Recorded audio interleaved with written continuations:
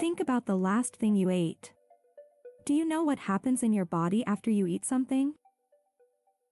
When we eat food, our body uses a process called digestion to break down the large molecules, such as carbohydrates, proteins, and fats, into smaller building blocks, such as glucose, amino acids, and fatty acids. These building blocks can then be rearranged into new molecules that our body needs to support growth and release energy. Think of it like a construction site. The food we eat is like a pile of building materials, and our enzymes are like the construction workers.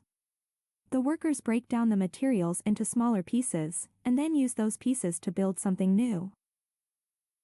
One example of this process is when we break down carbohydrates, which are made of long chains of sugar molecules, into glucose, a type of sugar that can be easily used for energy.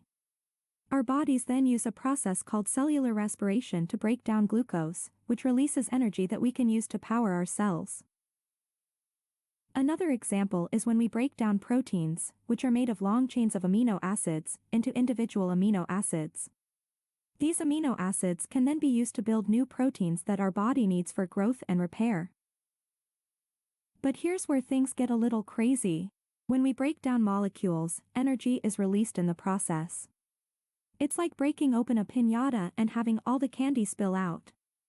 Except instead of candy, it's energy. This energy is used to power all of the chemical reactions that happen in our bodies, from building new molecules to contracting our muscles.